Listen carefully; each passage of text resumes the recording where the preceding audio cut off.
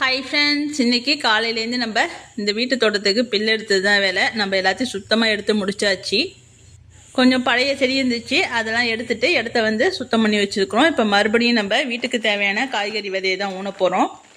நம்ம ஏற்கனவே கொத்தனை விதை செடியாவரெல்லாம் போட்டு வச்சுருந்தோமா, அதெல்லாம் காய்ச்சி முடிச்சிச்சு. இப்போ அதுலேருந்து விதை எடுத்து வச்சுருந்து தான் இந்த விதைலாம். இப்போ மறுபடியும் நம்ம விதை ஊன போகிறோம்.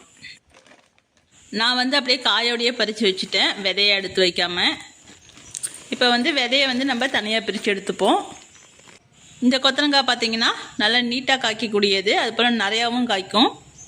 ஒரே ஒரு செடி மட்டும்தான் இருந்துச்சு, அதில் காய்ச்ச எல்லா காயுமே நம்ம விதைக்கு விட்டு எடுத்துக்கிட்டோம். அதுபோல் செடியவரையிலேருந்து செடியவரை விதை எடுத்துக்கிட்டோம்.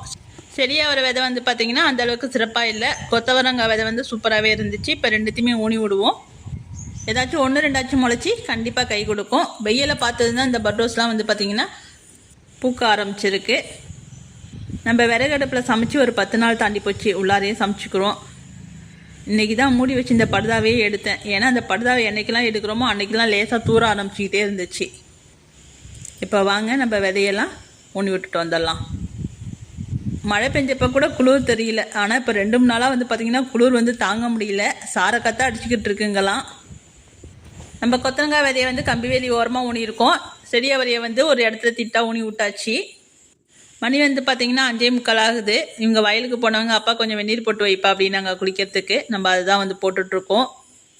அடிக்கிற குளிருக்கும் இந்த விறகடுப்பு எரியறதுக்கும் நல்லா கதன்னு இருக்குது. நம்ம அடுப்பு போட்ட இடத்துல கொஞ்சம் மண்ணெலாம் கொட்டி வச்சுருக்குறோம். இன்னும் கொஞ்சம் வேலை இருக்குது, அதெல்லாம் முடிக்கணும். நம்ம பில்லுலாம் எடுத்துகிட்டு பார்க்கும்போது தான் அந்தந்த செடியும் அழகாக தெரியுது.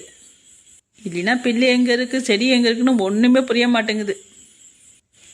யாருக்கெல்லாம் இது போல் வீட்டு தோட்டம் பிடிக்கும் அப்படின்னு கமெண்டில் சொல்லுங்கள்.